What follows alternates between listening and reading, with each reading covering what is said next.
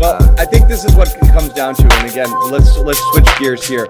I think, again, the reason I went on the little Bogdan rant and this whole everything is just stop deluding. Celtics fans need to stop deluding themselves that there's some magic move here out there, okay? That Danny's going to maneuver his way out of this, and just accept that you still have, the core of Jalen and Jason with Kemba and Smart, and then a couple of pieces that you can count on with Thompson, Teague coming off the bench, and now you're really what it's going to come down to. You're going to place a lot of stock in what you're going to get out of Nesmith and Langford next year, because that's going to be the difference. Okay, if you have a legit scorer in Nesmith, and Langford develops and actually is something close to who you thought he might be when you drafted him, and is a viable, wing who can play legit minutes, score some buckets, play defense. His defense was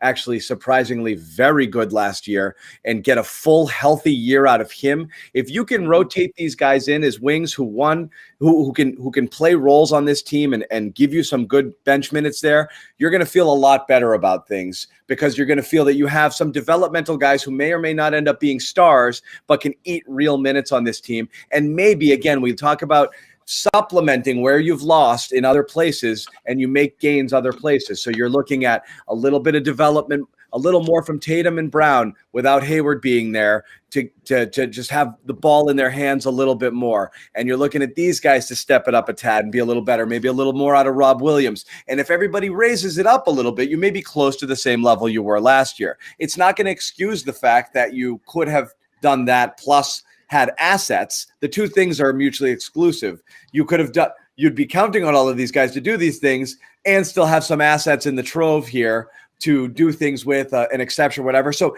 look, you're still okay if they pull off something with Charlotte and they have that money ready to pull a trigger on something down the road if they see fit. Yeah. You'll feel better about that. But this is the team. Get used to it and start rooting hard for Nesmith and Romeo to turn into something immediately. And let's remember, without that, your bench is awful. Okay, it's awful, and you have one injury. Like how many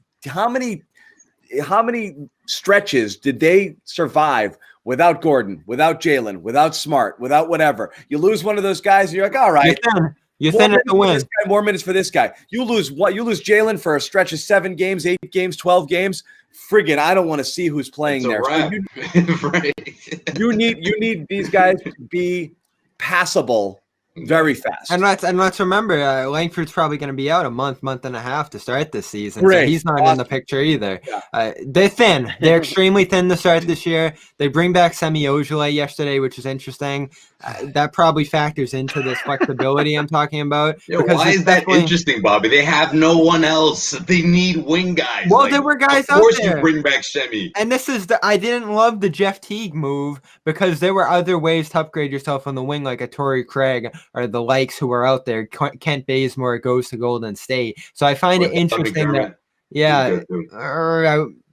that goes back to what we were talking about before. But I think everything they did puts into my mind that they're going to do something else at some point, because the picture here doesn't totally make sense right now. John's right. It's thin on the wing.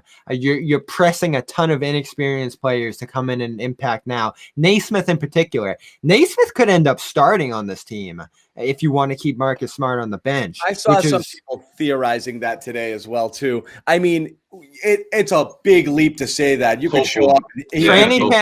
Training camp is in 9 days. I mean, this is like, usually we would hear this sort of fodder, after Summer League, but we don't even have that. People already can't even overreact to Summer League. I don't trust it. We don't even have Summer League. People losing. No, you gotta start Smart, which is tough too. Now all of a sudden Jeff Teague's like your main guy off the bench. They're thin. They're extremely thin. 17 points a game with that second unit. They have nobody else in there. Yeah. And he can play make too, which is good. That's why I liked him. Is you need guys who just can get their shots. Okay, whether how efficient they are sometimes doesn't matter. What you can't have is Semi and Langford and these guys just getting rid of the ball fast because none of them wants to shoot it and just winging it around the perimeter for somebody to just jack a three. Clock goes down. This makes the Nesmith pick look a little better too, doesn't it? We don't know for sure, but if he's a guy who can step right in and score right away, that's the kind of guy you needed on this team. That's why the key, Romeo and Nesmith are the key to this being a functional team next year beyond what you got out of the starting five, which is still quality.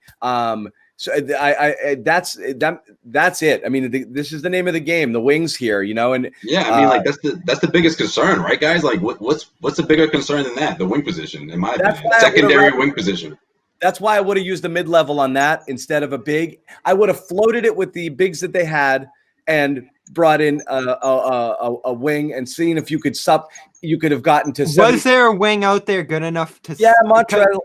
He's not coming to Boston, John. I know it would have been nice. Him and Marcus Smart together. I know. I feel you, bro. I always look at the best player available, and the best player out of all the wings, all the bigs we were looking at was Thompson. So I'm fine with that. If you did a wing like I don't know Torrey Craig or whoever, it would have been better. What's that? Thompson. I'd say yes. Harrell's good. I've always liked him. He's an awful defender. He's a horrid defender. So that's something that the Lakers are gonna have to deal with. If Thompson flops, Bobby, you're not gonna hear the end of it, man. I'm just saying. I don't think it's possible. I'm pulling for you, bro. I'm pulling for you.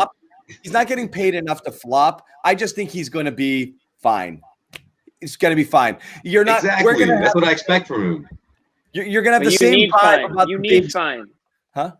You need fine. But you're going to have the fine off the bench. vibe about the bigs at the end of the year as you did the end of last year. Maybe a little bit, I think, better with Thompson. But you're not going to be like, oh, we're all set. Like this is it. I said Thompson's a matchup-specific guy.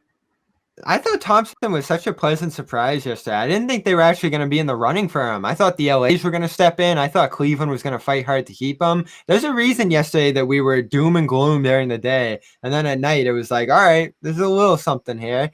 He's still a great player. How old is he now? I don't think he's hit 30 yet. He's 29. Last year, he averages 12, 10, and 2. He's starting to hit threes now. He's 39% from 3. This guy is going to have you all bought in by the end of the year. And Jimmy's with me for once. Me and Jimmy are on the same team here for once.